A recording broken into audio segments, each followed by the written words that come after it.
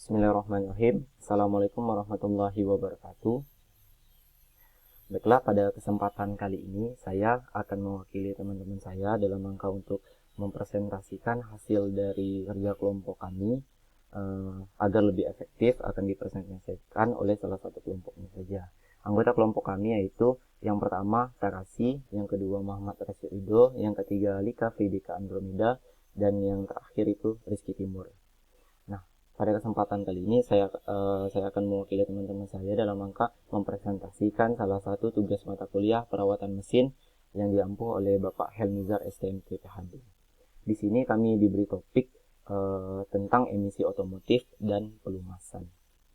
Emisi otomotif dan pelumasan adalah dua pembahasan yang tidak sama atau dua bab yang berbeda. Kok bisa dua bab yang berbeda dijadikan dalam satu topik pembahasan? Bahkan dalam buku manajemen perawatan mesin yang dikarang oleh Insinyur Soeharto, itu emisi otomotif berada di bab yang berbeda dengan bab pelumasan. Kalau emisi otomotif itu berada di bab 13 dan bab pelumasan itu berada di bab 14. Nah, sekarang kita berpikir kok bisa dua bab atau dua pembahasan yang berbeda dijadikan satu dalam topik pembahasan. Apakah memang ada keterkaitan antara emisi otomotif dan pelumasan? Ataukah memang ada hubungan antara pelumasan dan emisi otomotif? Ataukah memang ini hanya kebetulan? Mari kita simak dari presentasi ini. Yang pertama kita akan membahas tentang emisi. Apa itu emisi? Emisi adalah hasil sisa pembakaran yang terjadi dalam ruang bakar yang dikeluari melalui exhaust system atau yang biasa kita kenal dengan knalpot. Pembakaran emisi ini terjadi dalam proses yang awalnya yaitu proses pembakaran, yang mana proses pembakaran terjadi itu tidaklah sempurna, yang mana dari ketidaksempurnaan tersebut menghasilkan emisi gas buang berupa smoke atau asap dari kendaraan. Nah, ada beberapa faktor yang menyebabkan emisi gas buang ini terjadi. Faktor yang pertama yaitu adalah oksigen. Ini mana filter udara yang kotor itu menghalangi oksigen untuk masuk dalam ruang bakar, sehingga oksigen tidak bisa membantu dengan full proses pembakaran yang terjadi.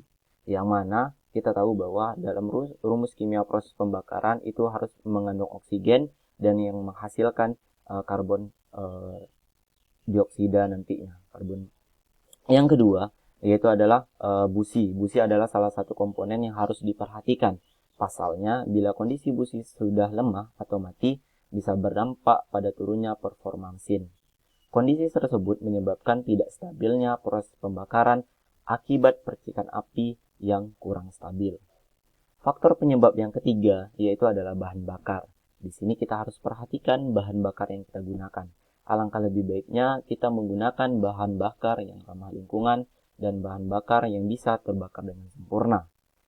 Selain itu juga kita harus sering selalu menjaga isi dari tangki bahan bakar. Karena jikalau tangki bahan bakar itu kosong, maka tangki akan kemasukan angin yang menyebabkan angin tersebut masuk ke dalam pompa injeksi. Alhasil kualitas dari pembakaran kendaraan menjadi lebih buruk. Nah, faktor penyebab yang terakhir yang menurut kami kaji yaitu adalah faktor pelumasan. Nah, disinilah ternyata ada keterkaitan antara emisi dan pelumasan, yang mana faktor dari pelumasan ini mempengaruhi dari emisi gas buang yang terjadi. Nah, menurut salah satu penelitian yang berjudul tentang emisi smog dan keausan logam pada pelumasan kendaraan truk berbahan bakar biodiesel 20%. Di sini menghasilkan memiliki kesimpulan bahwa dari uji jalan dan roadshow menggunakan kendaraan truk berbahan bakar B12 FAME sejauh 40.000 km dengan jadwal servis dengan penggunaan serta penggantian pelumas sesuai rekomendasi publik. Jadi di sini peneliti itu memperhatikan jadwal berkala, terutama pada proses penggantian olinya, dengan menggunakan serta penggantian pelumas sesuai rekomendasi pabrik yang menghasilkan emisi asap yang rendah. Nah, disinilah ternyata pelumasan itu berkaitan erat tentang emisi yang dihasilkan. Yang selanjutnya, kenapa begitu penting emisi ini menjadi pembahasan? Apakah memang ini berbahaya ataukah tidak? Nah, ternyata setidaknya ada 5 unsur kimia yang terkandung dalam emisi gas buang. Yang pertama yaitu adalah H2O atau air. Yang kedua adalah karbon monoksida atau CO. Yang selanjutnya adalah hidrokarbon atau HC. Yang selanjutnya adalah nitrit. Yang selanjutnya adalah nitrit oksida. Dan yang terakhir yaitu karbon dioksida. Nah, senyawa kimia ini menjadi pencemar kecuali H2O. Jadi, selain H2O itu adalah unsur kimia yang sifatnya mencemar. Namun, yang menjadi fokus dalam pengujian emisi gas buang yang berada di Indonesia adalah karbon monoksida dan hidrokarbon. Karena karbon monoksida dan hidrokarbon merupakan gas buang yang bersifat racun bagi manusia dan bisa menimbulkan beberapa penyakit.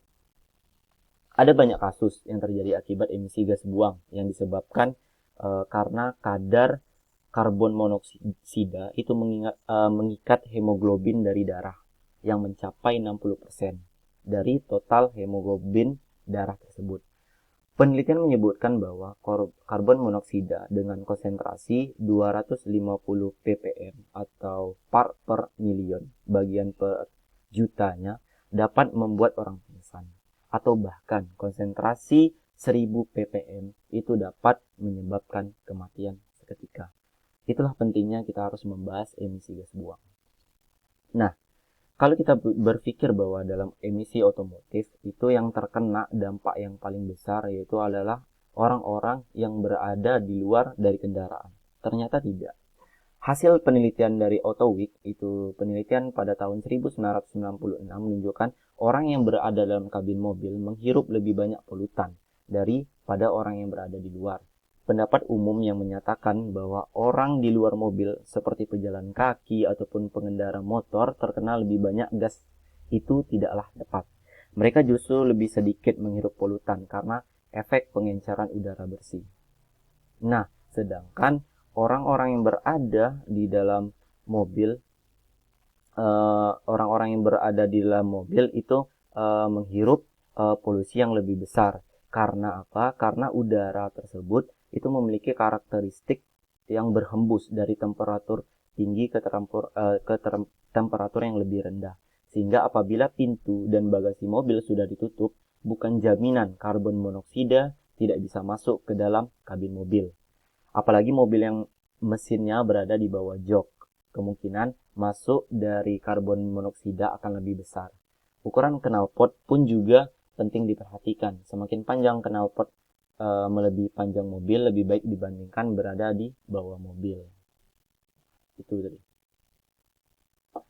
Nah, solusi dari sekian banyak polemik yang berada di emisi gas buang yaitu yang pertama, mencuci secara berkala filter udara agar oksigen tidak terhambat masuk ke ruang bakar untuk menghasilkan proses pembakaran yang sempurna. Yang selanjutnya yaitu rajin melakukan servis berkala kendaraan, terutama pada bagian sistem pembakaran, yang mana dalam sistem pembakaran ini faktor utama penyebabnya emisi gas buang. Nah, yang selanjutnya yaitu memilih bahan bakar yang ramah lingkungan dan selalu menjaga isi tangki bahan bakar agar tidak terlalu kosong, sehingga udara bisa masuk ke dalam tangki yang menyebabkan kualitas pembakaran itu memburuk. Dan yang terakhir itu melakukan perawatan berkala dalam pelumasannya. Nah, topik yang kedua yaitu pelumasan, yang mana mesin-mesin disusun oleh berbagai komponen yang bergerak. Akibat setiap komponen internal mesin mengalami gesekan. Komponen yang umumnya terbuat dari bahan logam itu akan menghasilkan panas saat bergesekan. Panas tersebut tentunya bisa menyebabkan engine overheat atau kepanasan hingga komponen mesin mengalami keausan. Untuk membuat keausan tersebut mereda atau berkurang, maka diperlukan oli atau bahan-bahan pelumas. Nah, dalam dalam proses pelumasan ini terjadi karena akibat karena adanya gesekan dari komponen yang menyebabkan kehausan. Oleh karena itu dilakukanlah proses pelumasan. Yang mana proses pelumasan ini memiliki beberapa tujuan. Yang pertama itu menahan beban mesin. Apa yang dimaksud menahan beban mesin di sini yaitu jadi di sini untuk mengantisipasi dari gerusan atau beban dari bearing karena kontak langsung dengan poros. Yang kedua itu mengendalikan terjadinya getaran. Ternyata di sini pelumasan bisa menjadi peredam getaran juga. Karena pelumas itu menghambat gesekan antara komponen satu dengan komponen yang lainnya. Yang ketiga itu mencegah terjadinya korosi. Yang keempat itu mereduksi terjadinya noise, itu hampir sama dengan mengendalikan getaran. Yang kelima itu mempertahankan koefisien gesek, yang mana pelumasan memiliki nilai viskositas yang tinggi sehingga mempertahankan koefisien geseknya. Yang keenam itu mengendalikan terjadinya panas, karena di situ dihambat oleh pelumas yang memiliki viskositas yang lebih tinggi sehingga menghambat proses terjadinya perpindahan panas. Dan yang terakhir itu mengendalikan kehausan pada komponen. Nah, mekanisme dari pelumasan itu tersendiri, yang pertama saat kondisi normal oli terkumpul pada bak oli atau karter yang terletak pada bagian bawah mesin. Sementara itu pompa oli memiliki input yang digerakkan dari engkol mesin. Umumnya pompa ini menggunakan rotary pump. Ketika mesin mulai start, poros engkol akan memutar pompa. Akibatnya terjadi sedotan pada bagian inlet hose oil pump. Selanjutnya oli masuk ke dalam pompa melalui inlet valve dan pada posisi lainnya oli ditekan oleh pompa. Oli bertekanan tersebut mengalir melalui jalur oli masuk ke dalam filter oli. Di dalam filter oli disaring dari berbagai kotoran dan kerak. Setelah disaring, oli kemudian disalurkan melalui oil feed menuju bagian atas mesin ke oil jet, dan di sanalah dan ketika oli berada di atas mesin, oli secara otomatis akan melakukan proses pelumasan. Setelah melakukan proses pelumasan, oli kembali dikumpulkan pada bak oli atau karter. Nah, dalam sistem pelumasan tersendiri setidaknya ada 4 sistem jenis pelumasan. Yang pertama yaitu sistem pelumasan campur. Sistem pelumasan campur adalah salah satu sistem pelumasan mesin di mana pelumas dicampur langsung dengan bensin dan kemudian oli dan sebuah pelumas dicampur dalam tempat yang sama. Yang kedua yaitu adalah sistem pelumasan auto loop, yang mana sistem pelumasan ini sering diterapkan pada mesin 2 tak. Prinsipnya hampir sama dengan sistem pelumasan campur, yaitu mencampurkan oli samping dengan bahan bakar. Tetapi bedanya pencampuran ini tidak dilakukan langsung pada tangki bahan bakar, melainkan oli samping. Dan bahan bakar nantinya akan dicampurkan pada ruang engkol. Pada sistem pelumasan auto loop ini, oli ditempatkan pada wadah tersendiri, yang nantinya oli akan masuk ke ruang engkol karena dipompa oleh pompa oli. Yang ketiga, yaitu adalah sistem pelumasan percik, yang mana merupakan sistem pelumasan yang menggunakan gerakan komponen yang bergerak menaburkan minyak pelumas dan bagian-bagian yang dilumasi. Misalnya poros berputar saat pelumasan percikan minyak untuk mengoles dinding silinder. Dan yang terakhir adalah sistem pelumasan tekan. Minyak pelumas yang ada di dalam bak mesin ditarik serta ditekan dengan komponen-komponen yang akan dilumasi dengan pompa minyak. Ini karena pompa oli diputar oleh mesin. Sistem pelumasan ini digunakan pada mesin 4 langkah dan memiliki keunggulan pelumasan merata dan teratur dalam komponennya. Mungkin itu yang bisa kami sampaikan. Kalau memang ada pertanyaan nanti silahkan ditanyakan dan insya Allah akan dijawab oleh teman-teman saya. Terima kasih atas perhatiannya. Saya akhiri. Assalamualaikum warahmatullahi wabarakatuh.